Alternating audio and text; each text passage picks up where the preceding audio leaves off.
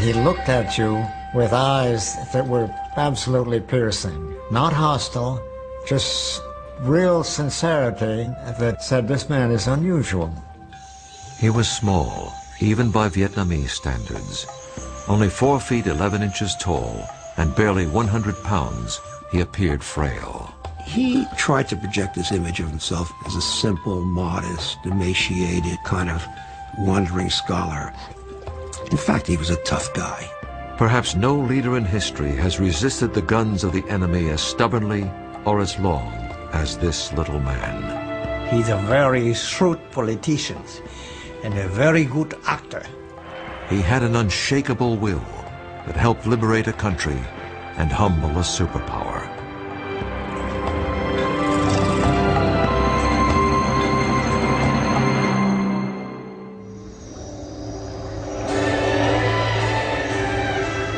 In the late 19th century, Indochina was France's most valuable colony. The French made huge amounts of money with rubber and rice exports, especially from the territory now known as Vietnam. Unfortunately, the native people received little or no benefit of this wealth. They had few rights within their own country and little hope for a better life. Life was only slightly better for the family of Ho Chi Minh. What we do know about his family generally is that they were upper class or gentry, as were all the communist revolutionaries. Ho Chi Minh's father, Huynh Sinh Soc, came from the village of Kim Lien in Nghệ An, a poor province in central Vietnam. On May 19, 1890, his wife gave birth to their 3rd child and their 2nd son. He was named Nguyen Sinh Cuong, but would one day be known around the world as Ho Chi Minh. When Ho turned 11, tragedy struck the family. While his father was away, his mother died shortly after giving birth to a 3rd son. You can imagine the effect this had. I mean, being faced with the fact that his father is away and his mother had died, and he was responsible for this, basically an infant. And when his father came back to Hue, he took him back to his home village. Ho Chi Minh's father served as a mandarin or local official and spent a great deal of time away from home. Fortunately, relatives and family friends helped take care of Ho and his brother and sister. Initially, Ho's early education was in the traditional study of Chinese characters and Confucian philosophy. But in his early teens, his father apparently became convinced that for his sons to succeed, they needed a French education. He sent both of them to a preparatory school run by the imperial regime in such a way as to instruct the students in the French language and French culture. Though Ho's father worked for the imperial bureaucracy, he routinely criticized it for so easily relinquishing the country's independence to the French. He was recalled to Hue, and eventually he was dismissed entirely from the bureaucracy. And it's at that point that his life fell apart. And he went to Saigon. He took a job for a while on a rubber plantation. Later he sold traditional medicines. Ho's father spent the rest of his life wandering the countryside, struggling to make a living, while Ho lived in Hue. He saw less and less of his father. This had a great impact on Ho.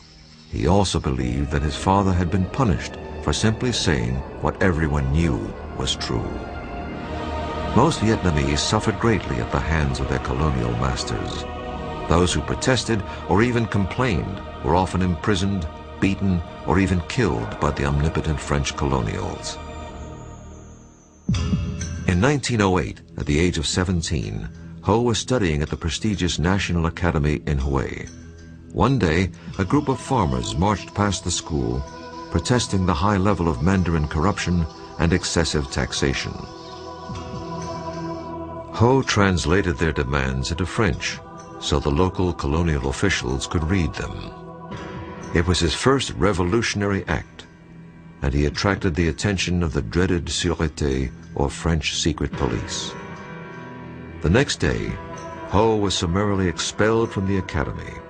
It was his last day of formal schooling in Vietnam.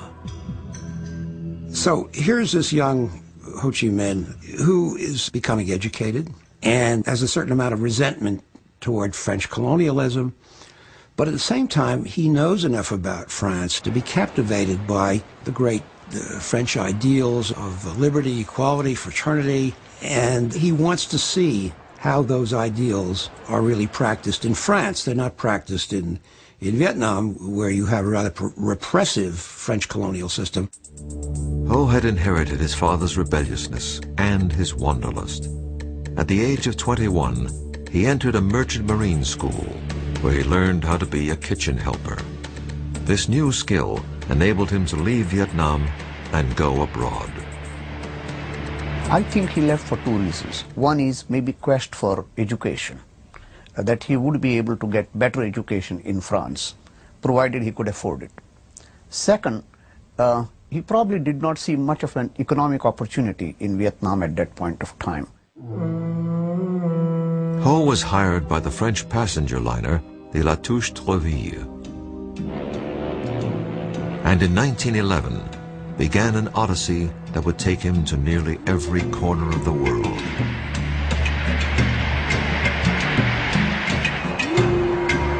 Over the next few years, he saw the terrible impact of colonialism on many other countries.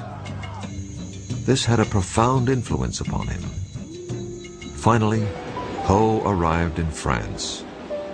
Despite his anti-colonial sentiments, Ho applied for entrance to the French colonial school that trained officials to serve in France's colonies around the world. This was hardly the career path of an anti-French revolutionary. Ho's application was turned down.